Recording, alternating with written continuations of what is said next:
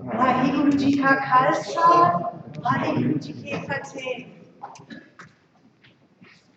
I'm honored and I'm humbled, and I thank the organizers for really taking the time to organize a scholarly event at an academic institution that invites different communities of Canada and America to critically engage.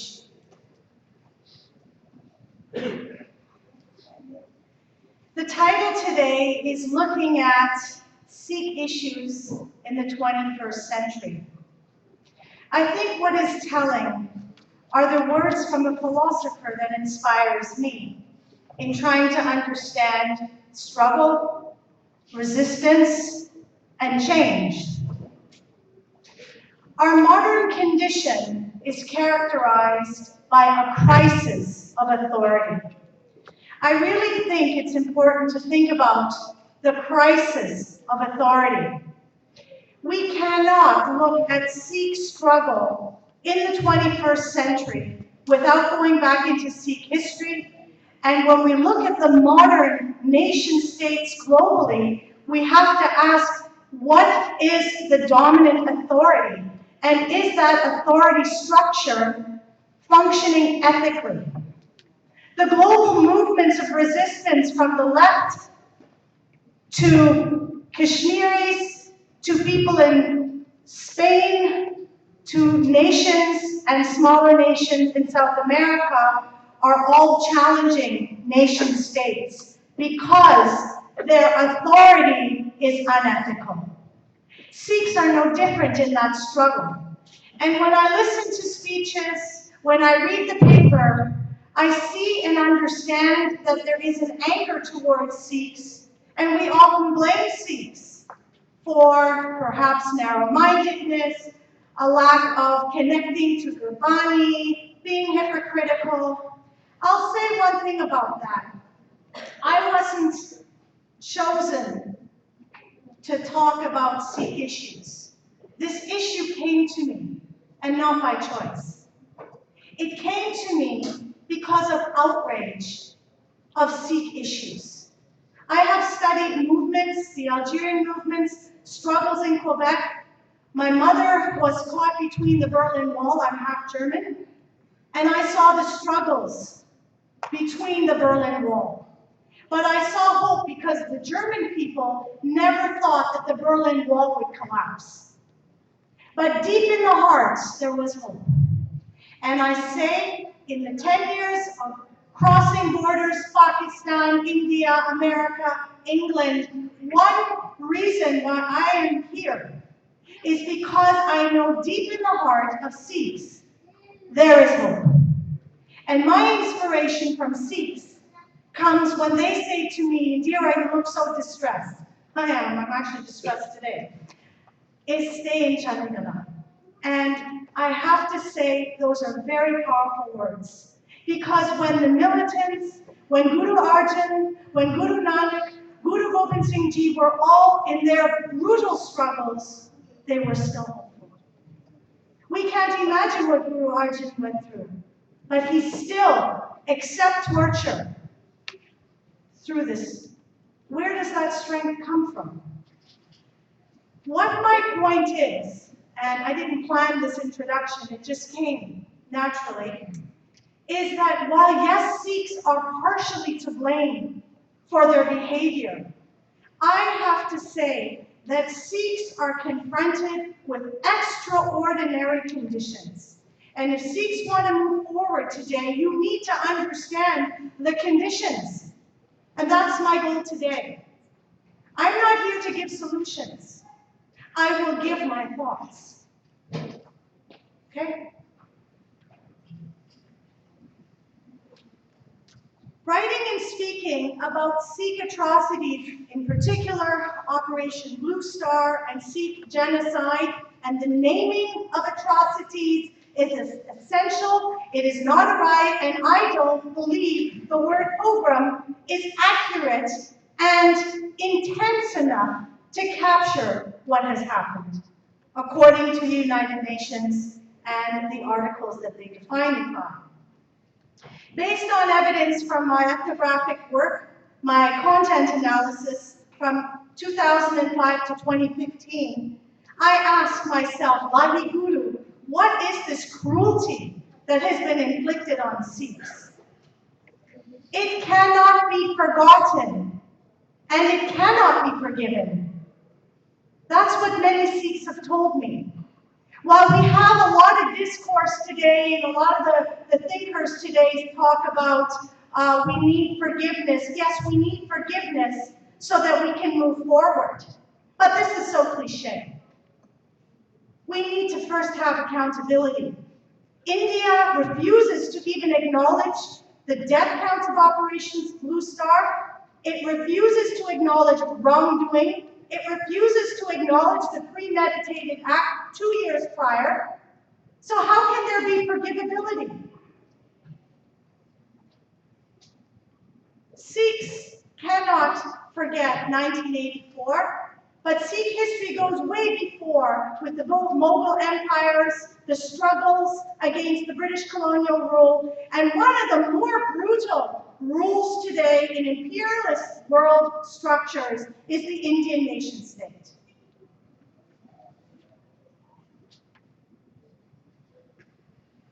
Let the governments of the West see what the Indian state has done to the flesh and spirit of its own citizens.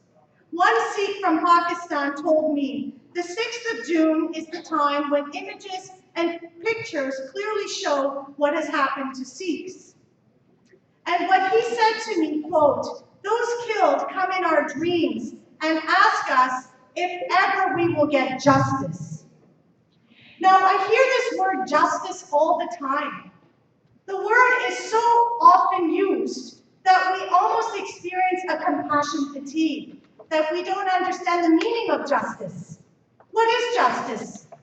The justice for a woman in Tilak Bihar that I met is different from another woman in Tilak Bihar that I met. We mustn't generalize justice.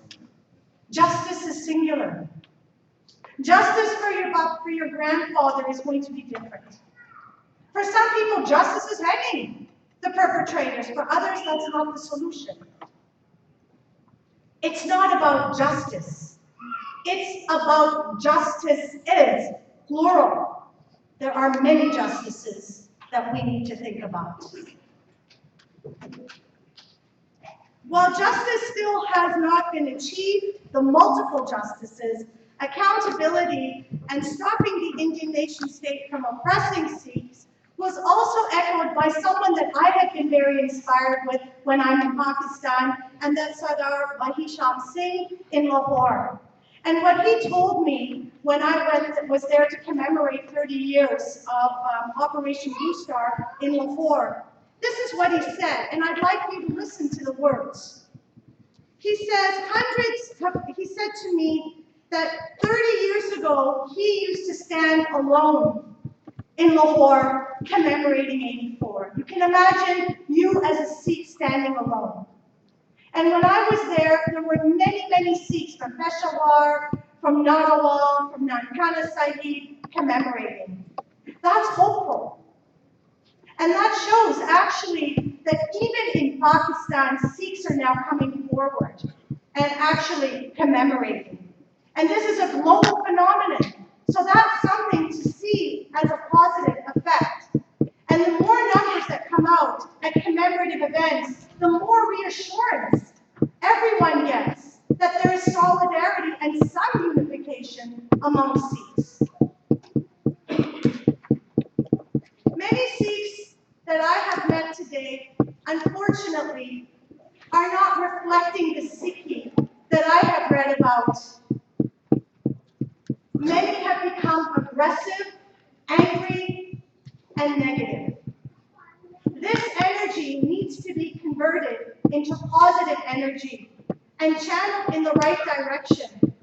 And that means going back to Sikh history and learning about the struggles of the gurus. You know, Sikhi is something so beautiful. And sometimes some of the Sikhs make it so ugly. Is this the optic that we want the world to see? The aggressive, angry Sikh? The Sikh that spoke less, that acted, succeeded. If you go into many of the cases, you will have seen that. We need to be aware of the challenges that Sikhs face. Sikhs keep asking a question: why are we not getting justice? The answer is quite obvious.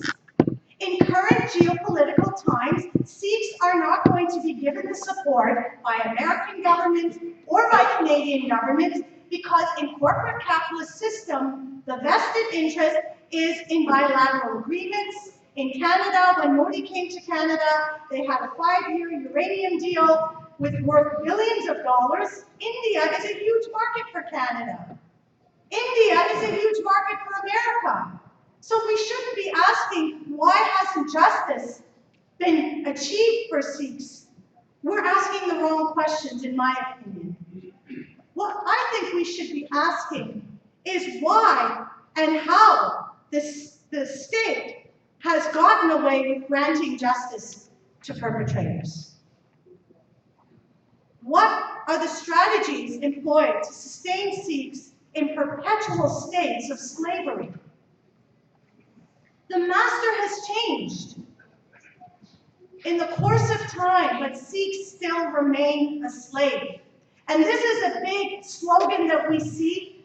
Bhindra used it, but Bhindra meant many things when he spoke about slavery. He didn't only speak about slavery in terms of the social conditions, the green revolution that was happening in Punjab, the modernity that was destroying Sikhs, Bhangra, alcohol. He also spoke, which many revolutionaries talk about, and that is the colonized mind. That is the colonized mind that has been enslaved, that actually sees the injustice, but does nothing, because they're afraid. The Sikhs, actually, this is why Sikhs will always be confronted with struggle, because the Sikh will always actually, or should, according to Guru Granth Sahib, confront injustice. To tackle Sikh issues, the social conditions Sikhs are confronted with today need to be examined. Also, the times today are really different compared to Bhindranwale's time. The brotherhood that existed in the time period during the Khalistan movement was a very powerful bond. And a lot of the youth that I speak with somehow expect to see that same brotherhood. It can't exist here among the newer generation because you're living in a different aura. There were different fears. There were different struggles. I'm not saying that it can't happen, but it can never be the same because history is always fluid and changes, and so do identities. When we speak of Sikh identity, there is one prescribed according to Guru Granth Sahib, but again, the fluidity of Sikhi and how Sikhs negotiate that will always be in flux. And this is what needs to be protected. And you see how the Indian tentacles and the state are interfering with Sikh scripture, with control over the gurdwaras, all of those elements. In the current geopolitical times, advocating for justice has become increasingly different in commemorating Sikh atrocities. The genocide definitely has become a challenge. When you look at the media articles, they will always, in fact, in my content analysis, I saw that they actually highlighted how a Sikh was engaging in violence towards the Punjab police instead of highlighting it the other way around. The tentacles of the Indian state continues not only in Punjab but outside of India to control Sikhs, but also to control the minds of Sikhs. And this is something that is important for you to understand today, is power is not how Karl Marx envisioned it, where you actually overthrow Punjab governments and then you end up controlling another nation. Power is not something you can seize tangibly. The newer way of understanding power in post-colonial society is, from a Foucaultian point of view, to recognize biopower. That is the power of the structure of a society, but also governments control your bodies. And the way they control your bodies is not only by incarcerating you, imprisoning you, but your mind. This is the domesticated mind that is the problem, the key problem of the struggle for Sikhs today.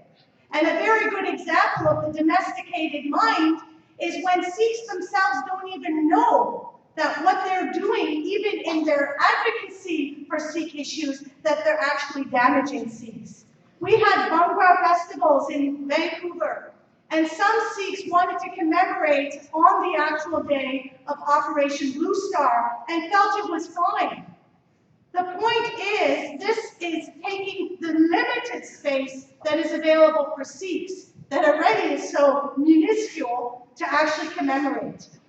For me, this is an example of a Sikh who has embraced the dominant mindset of India, and they are not even aware of it.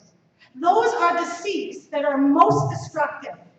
Those that are doing things and not knowing how destructive they are. And I'll talk about that. So, we need to see the connection between the social condition and Sikhs and the development of the Sikh mind in post-colonial societies.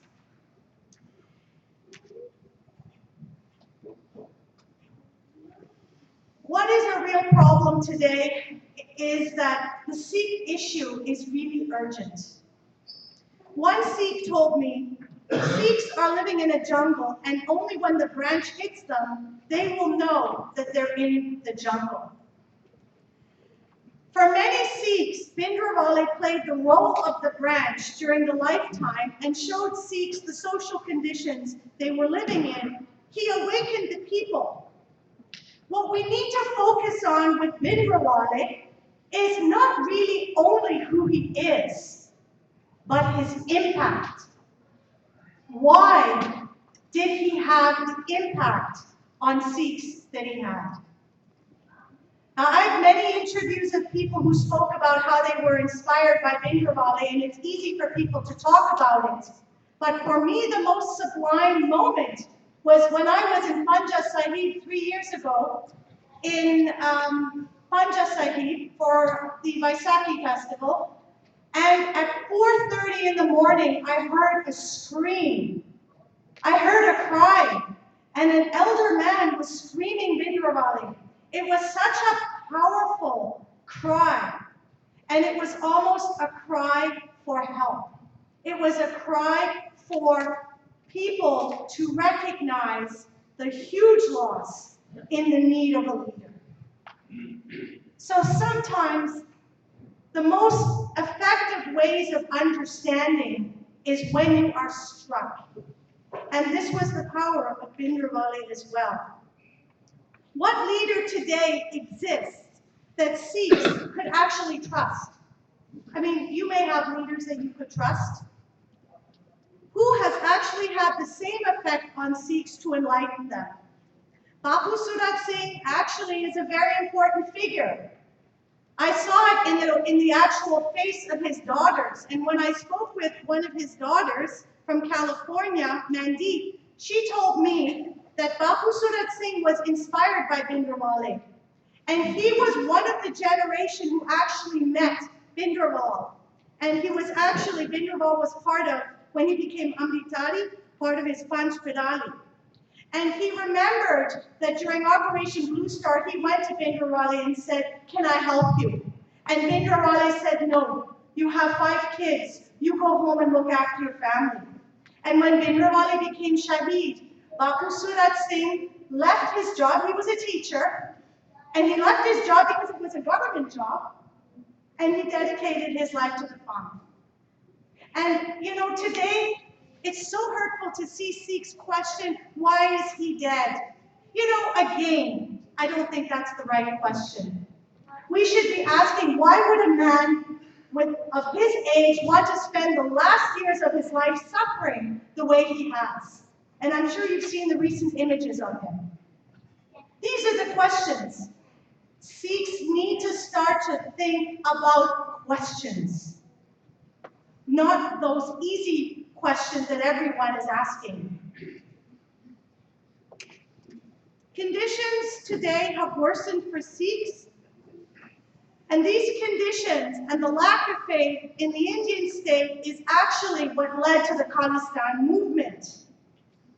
An important question that Sikhs also have to ask is, have the conditions for Sikhs improved in the last 31 years? And the answer is no. If you look at Operation Bluestar, Operation Woodrose, Sikh genocide, the brutal treatment of Khalistanis against human rights and false encounters, and the perpetrators run free, Sikhs have a different frame of reference today than Bindrawale did. It is very dark. So if justice is not delivered by a nation, one has to rethink the ethics of a government and seize it. What's wrong with that? This is what movements have done all the time. And Jean-Jacques Rousseau and Marx and many other thinkers said, if a society works against the humanity of a people, humans, not just Sikhs, humans have an inalienable right to change the structure. So what have we created today that when governments are acting unethically, that we can't even protect ourselves? The quest for a Sikh homeland isn't new. Sikhs are actually a historical community occupied under Maharanjit Singh. But I want to just add one story here, and that is the Sikhs were always feared. When Maharanjit Singh lost against the British, Sikhs actually did ardas and basically closed the gates around the palace. And one elder, Siddhati, said to me, "Dear, when you go, please find the gate." So I searched it, and I saw a gate with a chain. And I was told that they've chained the gate because they're afraid that the city would open to the main mall. But when the Sikhs did their ardas, this is what I've been told, that they actually said, whoever opened the gate, they would lose their rule. And that gate has remained locked. There is a power in Sikhs. It's a matter of reclaiming that power and that space. It's reclaiming, it's not creating anew. The continued governmental interference in Sikh religious affairs continues to be problematic for Sikhs, especially in the management of gurdwaras. In terms of the struggle and conditions for Sikhs, have they improved? The Sikh grievances that Bindrawale had advocated with the Anandpur Resolution of 1973 have been ignored. But I want to also add how the structure of the Indian state has been extremely callous towards the sentiment of Sikhs.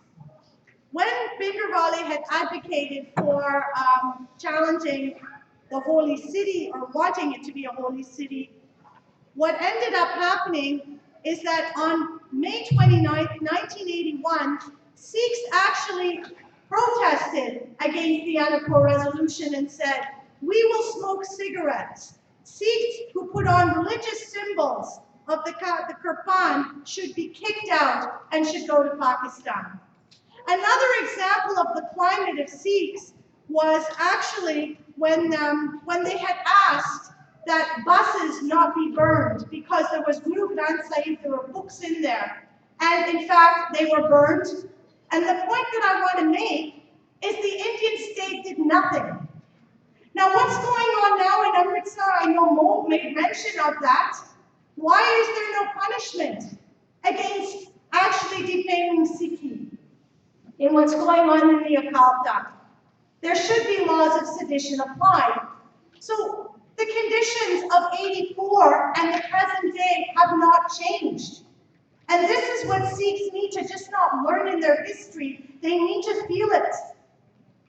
That's what we need, is we need to feel our history. That's what gets us up in the morning.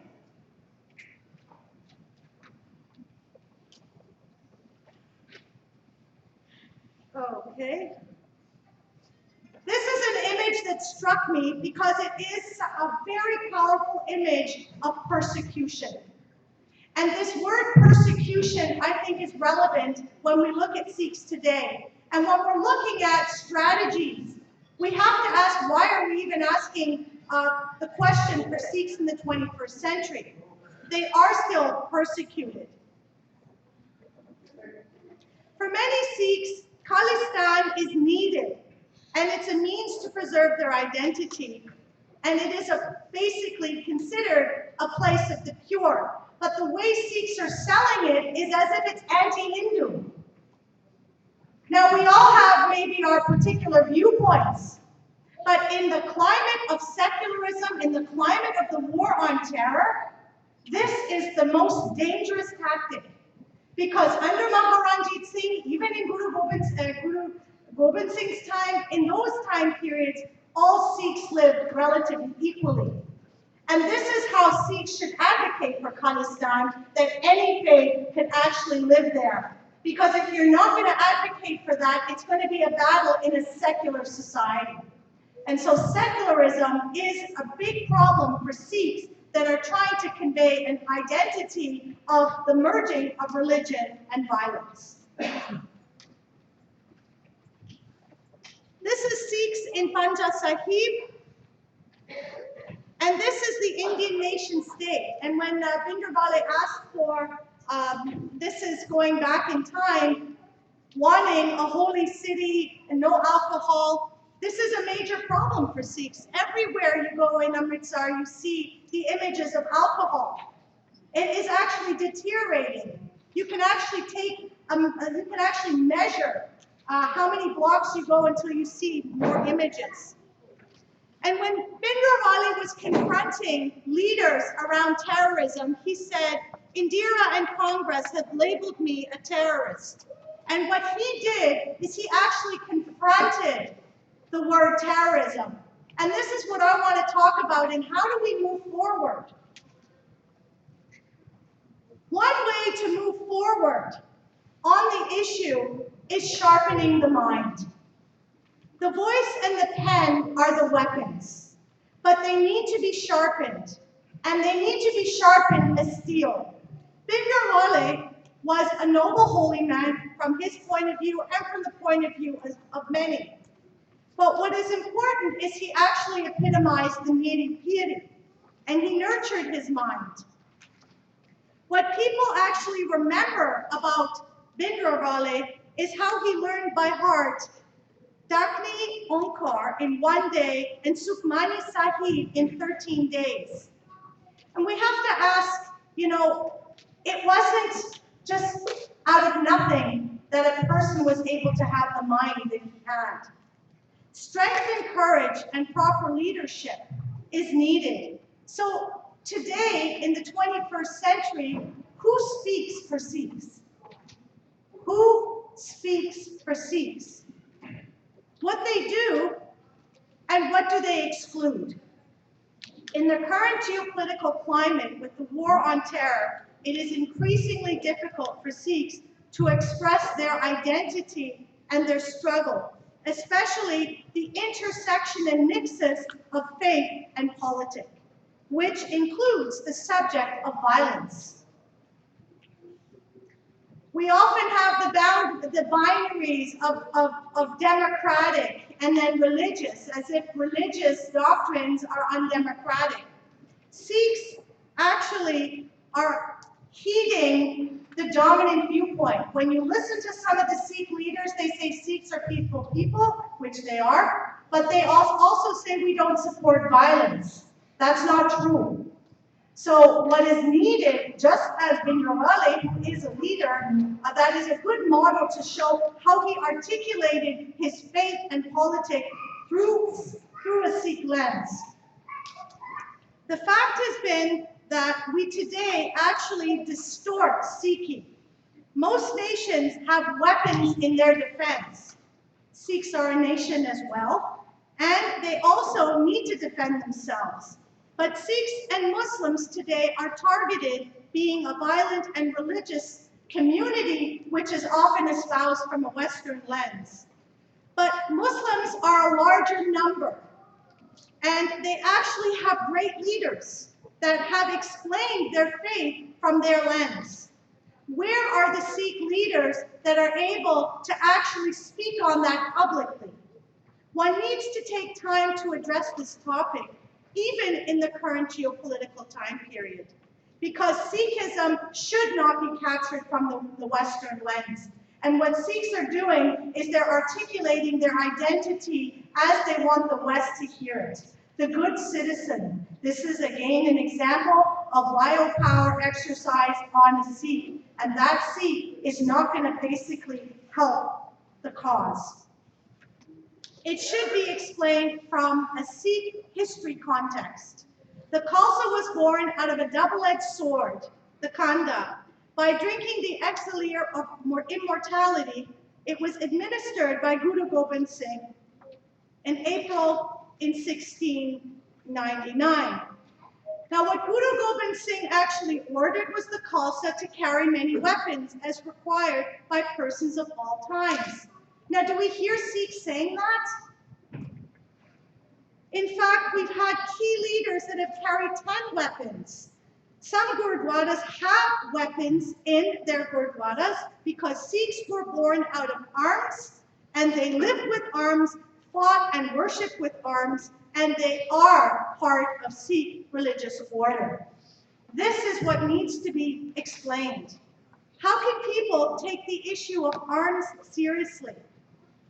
And so what I'm trying to say is that the Sikh identity is under siege.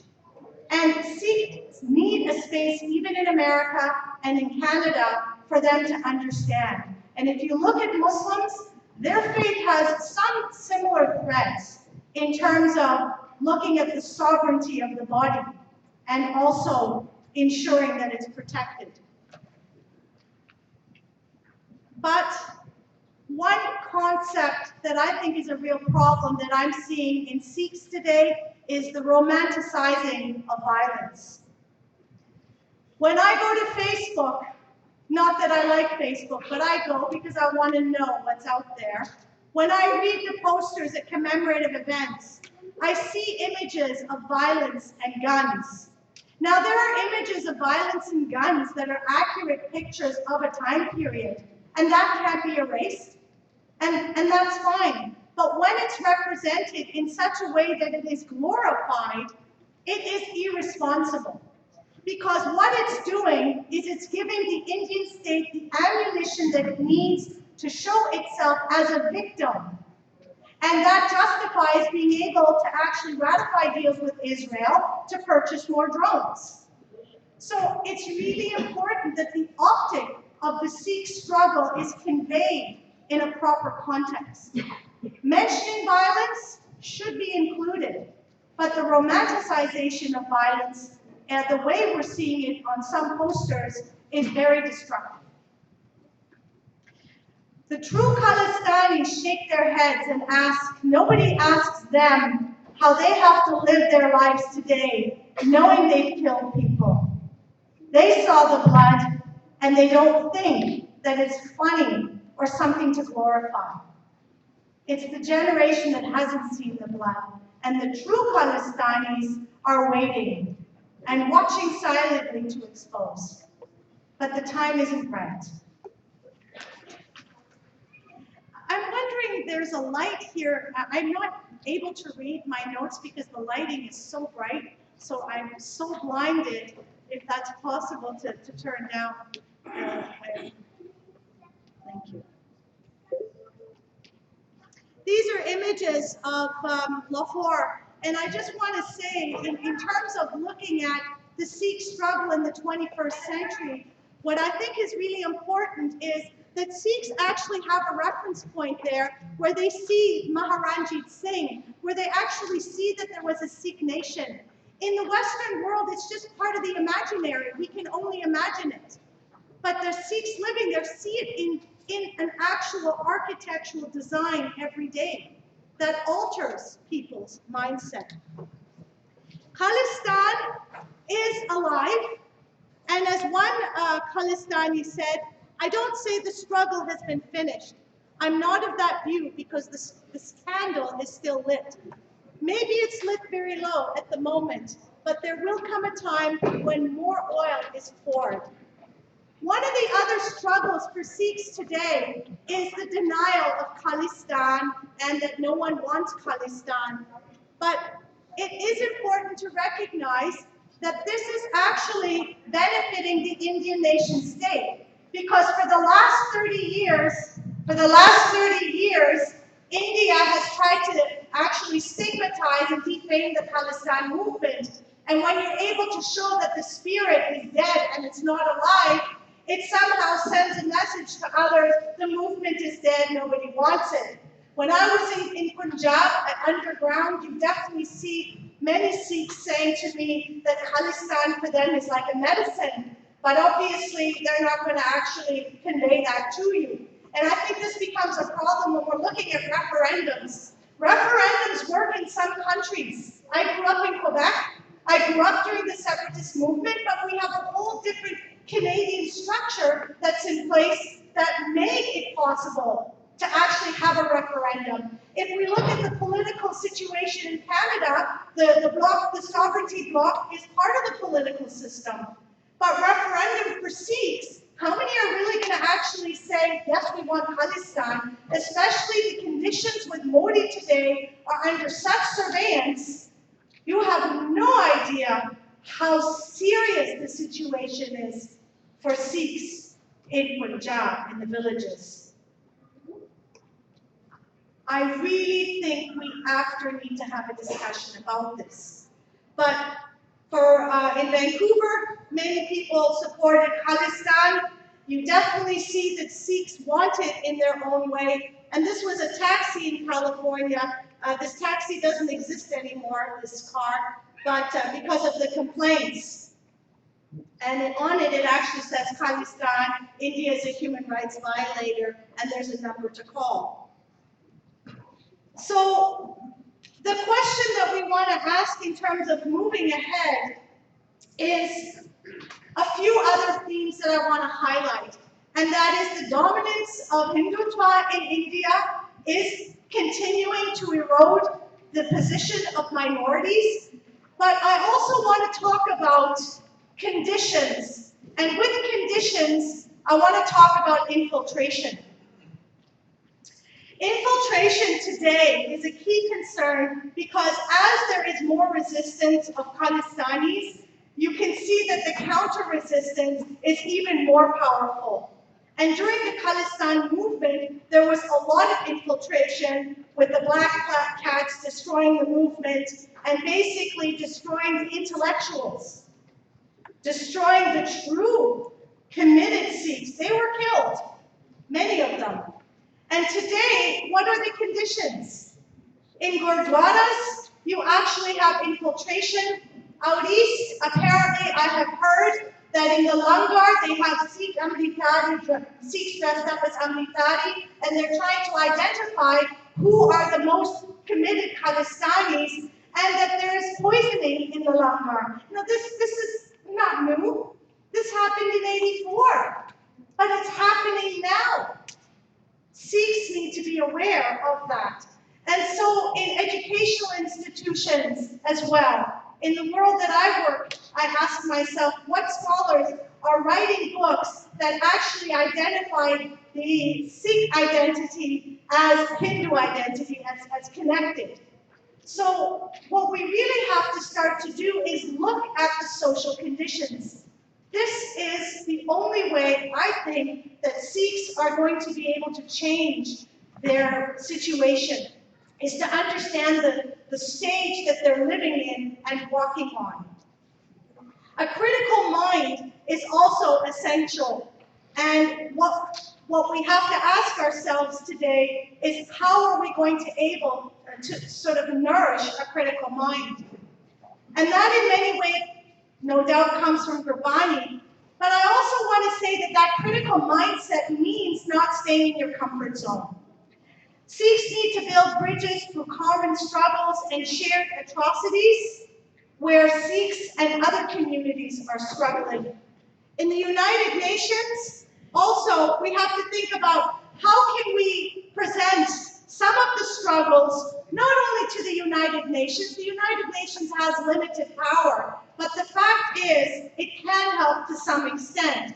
And what I'm trying to say is, how can we actually highlight the Sikh grievances according to the articles of the United Nations? So, for example, when we're looking at Operation Bluestar, what we want to highlight, according to the United Nations Convention, how was poison used? How was gas used to actually ensure that Sikhs would have been in many ways killed, or they would somehow control them? When we're looking at the commodification of Sikhs, that's another area that I want to talk about, and that is how, in fact, the government invested money to actually have headcounts on Khalistanis. According to the United Nations, that is again, the commodification of a human subject is against the human rights and allows for Amnesty International to come in for interventions. The point that I'm making, in the 21st century, we can't just have billboards up. We have to actually connect the human rights atrocities to global human rights atrocities. And so what I want to just mention as I just end my presentation is that the Sikhs on many fronts also need to think about the laws of sedition that have silenced them and to confront them. This is one of the biggest problems in India today, and when we actually look at the movements with our political lobbies, we have to ask, how can our local governments actually put pressure on our Canadian governments or American governments when they're engaging in economic deals? You can have Sikhs in India wearing shade t-shirts, but you cannot have Sikhs wearing Bindrawali t-shirts without being harassed. And this was a Sikh youth actually who went to Pakistan and decided to wear his Bindrawali t-shirt there. So if we are for a cause, it belongs to the whole nation. Khalistan is not inherited, and what we need to recognize is no group owns Khalistan. And I think what is positive is that we've had two groups, the SSF and the International Sikh Federations in Europe, and then the Northern Front have united, and they're including everyone into addressing the Sikh cause. And I think that's important, so you don't have a monopoly of organizations that are engaging in topics that need more input from the larger society. And so I just want to conclude. These are images of Tilak Bihar. For Sikhs to be free, they need a space and a land where they are not oppressed, at the level of the body, at the level of spirit that is independent. Confront, challenge, and Sikh values need to take root at the soul of the next generation. While we may not live to see Khalistan, what we do today is part of the fruit for this quest. How can one keep the lights on? The flame still burns deep in the hearts of Sikhs. That love needs to be illuminated, and for some, it's a silent love. The essence behind this quest for Khalistan is about freedom to be a Sikh and to protect the Panth from being destroyed. Reinscription of Sikh-e in the Sikh. His guru is his root, his foundation is his love. And this is the optic that needs to be conveyed to the world. And that's how Sikhs will get the support. And that's how Sikhs have even been given the support by the British. Because the British, when they fought against Maharajit Singh, they felt the respect that Sikhs needed. And that's where I think the solution for Sikhs lies. And then Khalistan, then constitutions can change, and then hopefully the Sikh entity and the Panth will be free. Vaheguru Ji Ka Khalsa, Vaheguru Ji Ki Fateh.